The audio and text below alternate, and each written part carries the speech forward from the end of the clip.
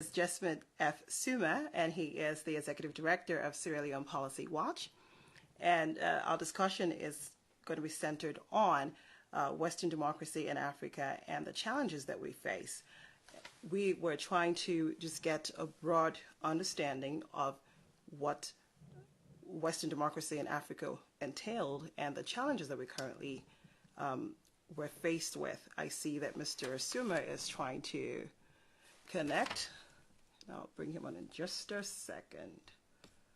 Let's see. Hi, Jenny Chisom. Hi, Chinedu. Thank you for joining in.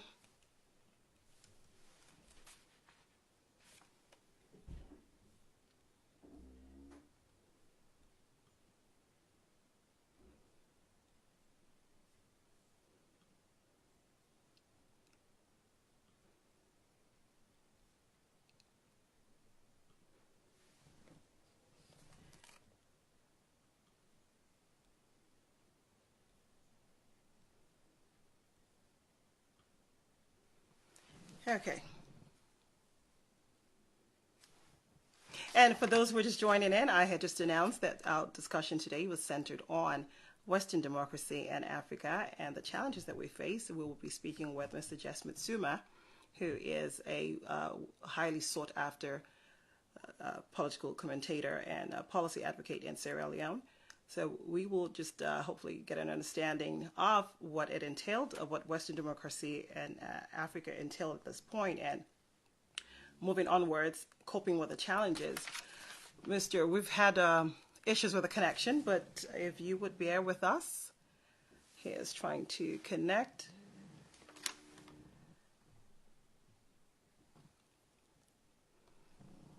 Hi, Ada. Thank you for joining in.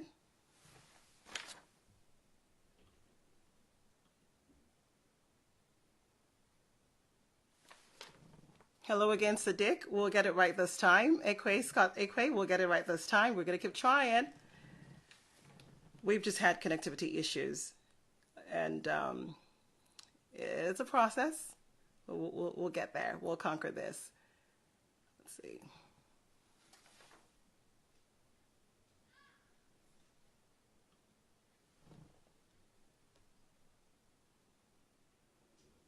Anaya, we are waiting to connect with our guest. Great.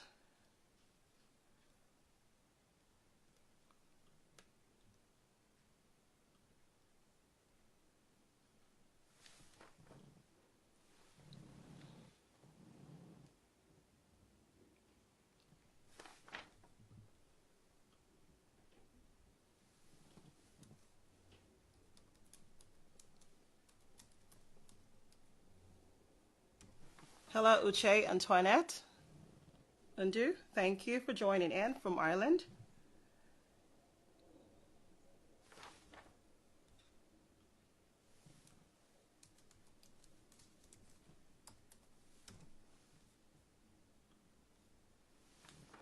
Hello, Evans. Well, thank you all for joining in. Let's get the conversation going while Mr. Suma tries to connect. We've had difficulties getting on, but we will get there.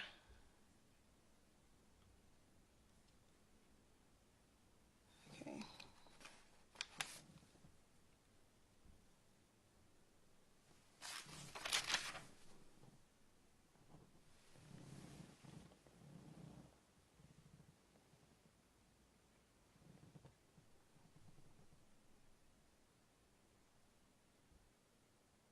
And this video will be posted on our YouTube page. I'll post the link later after this. Let's see, hold on. And in the worst case scenario, if this is not able to connect, we'll just have to come in. Okay, great, I see him here. Let's see, let's try.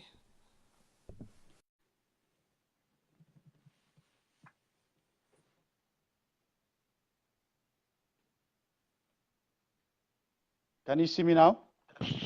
Perfect, perfect, perfect. Okay. Oh man, this has been a challenge. Man. So before we got disconnected, we were just talking on the challenges of Western democracy and in Africa, and the how to cope through it. Let me reintroduce you to our guest. Mr. Jesmed Suma here is a highly sought after political commentator and a policy advocate. He is the executive director for Sierra Leone Policy Watch. And he will be speaking with us and just hopefully giving us an insight to what our topic is listed on the video was all about. Thank you for joining in. Oh, Lord. Okay.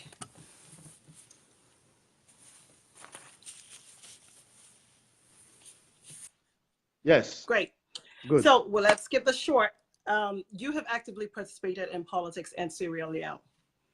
From your knowledge, what is your view of Western-style democracy in Africa, and how do you think, what do you think are the current challenges that we face?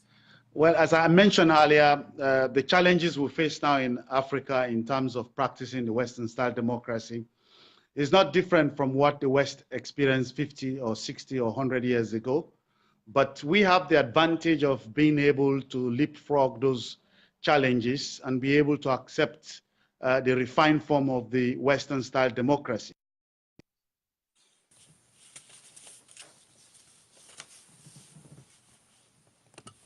His network tripped off again, but we'll get it right. Yeah. Your network is fluctuating. My network, I had to come to an AT&T location to see if it has to do with the network. Okay. You know, well, not far off. It's okay. Well, we'll just make this short. Yes. But in any case, okay, good. Let's focus on the issue relating to the electoral commissions, the Independent National Electoral Commission. And that has been part of the challenges that we're facing all around Africa in general. The fact of the matter is they have the constitutional mandate to determine who wins in an election. So the challenge we are facing is not the issue about getting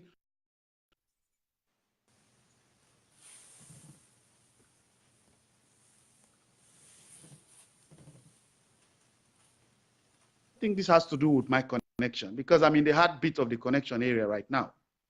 I think so. Yes, it's not. Can you just stay put? Can you just stay put in one location and? Okay, let me see what I can do work. about that. Okay. How about this? Please. Okay. Yeah.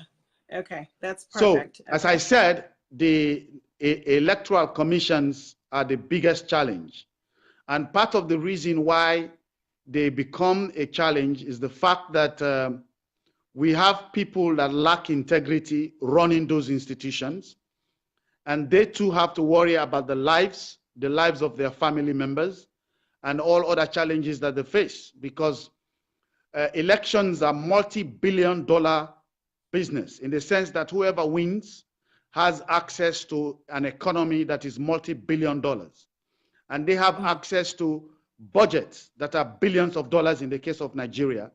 In Sierra Leone, our budget is very small. It's between $800 to $900 million. But yet still, comparing the income level within the political class, that's tons of money to play with. So because of that, people...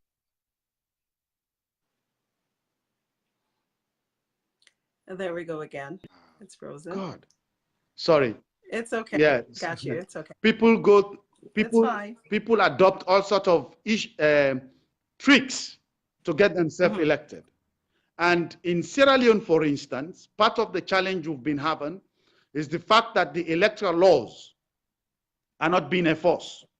There are laws against bribery, laws against intimidation, laws against ballot stuffing and everything.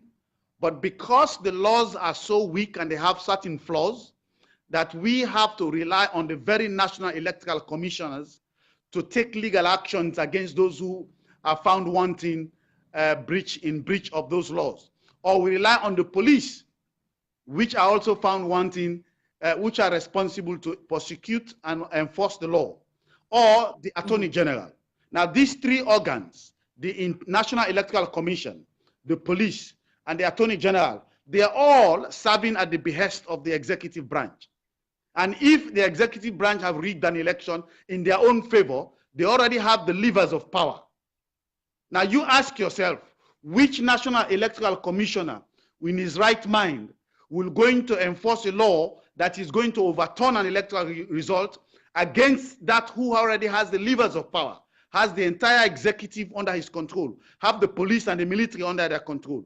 So that is why the issue that I raised in Sierra Leone to address the problem is to make amendments to the electoral laws that gives mandate to political parties to take legal actions against individuals and legal actions against institutions that are found involved in financing the practice of electoral malpractices, so that they have the mandate as long as they have the evidences to present in court, instead of waiting for the police, the Attorney General, or the Electoral Commission to do so. Now, using Sierra Leone as a reference, how does the internal structure of political parties have an impact on the country? And what is the role of the National Electoral Commission? Because you had talked about that earlier. What specifically is the role, and what is the impact of this internal structure of political parties? That's a very brilliant question. This is not just focused on Sierra Leone. I would, let's say, across board in West Africa. Yes, that's a very brilliant question. When we practice Western democracy, in most cases, we rely on the West to help finance, to help supervise, to help monitor the elections. But the elections are the end game. The actual practice starts with the internal structures of the political parties. If the internal structures of the political parties are undemocratic, they are not transparent to their members, they are not accountable to their members, then they will end up providing bad options for the voters. And if the voters are left with bad options, then you end up having a bad leader. Now, like in the case of Sierra Leone, using Sierra Leone as a case study, the current government, how they came to power, is a typical example of what prevails across Africa. What happened was that the individuals came and hijacked a political party. They signed a covenant with the then president of the republic, who had the assumption that as long as the elections is between him and this group of people that has such a tarnished record, they've been in military coups, they've been involved in our rebel war and things like that. To him, as long as he's able to eliminate all the other competitors and he leaves the battle between him and this group of guys that have this tarnished reputation, he, the former president, is going to win the election. So what he did, he withdrew the enforcement of the law. When these guys sent thugs to occupy the offices of the political party that they rode into office on, then these guys, the thugs that they have in those offices, were beating up opponents that were competing against them on the primary election. They were stabbing people. So all the other opponents were scared to compete with them. And this is how these guys hijacked that political party and crowned themselves as the flag bearers of the party.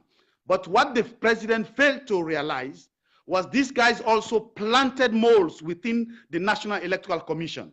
They planted what I call, because they have this word called paupa. Paupa is a pidgin language in Sierra Leone, which means... It has to do with rebels, right? That's from my understanding, it has to do with some like rebellious. Well, let me explain it. Paupa in our pidgin language means it's either my way or nobody's way. In other words, I don't respect your view, I don't respect the democracy, I don't respect the law. Paupa means it's my way. It's my way or nobody's way. So that is the language they use to intimidate people, not only prior to coming to the polls, but during the polls, and then they hijacked themselves into power, and they planted people within their own, the National Electoral Commission. So that is why I have coined the name for them. Mr. Suma, I'm going to stop you there. You know that this is an international platform and away from the Sierra Leone community. Are you implying that moles were planted by the government in the National Electoral Commission, and by so saying, it's not a transparent body? Is that what you're trying to imply? Of course, it is not a transparent body. It is not accountable. And I'll give you another example that is happening right now as I speak in Sierra Leone that everybody needs to pay very close attention to.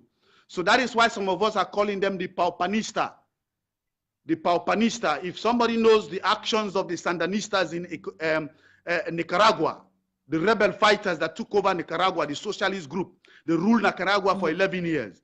That is how we coined the name Paupa into Paupanista, to remind the West about the mindset of the people that we have in the governance of Sierra Leone today. This is very crucial. such that if we do not put an end to it now, if we do not check them, if we do not clean up the National Electoral Commission, then all political parties in Sierra Leone should say goodbye to governance. Then there is a protest calling for the resignation. Oof. I'll bring him on here again.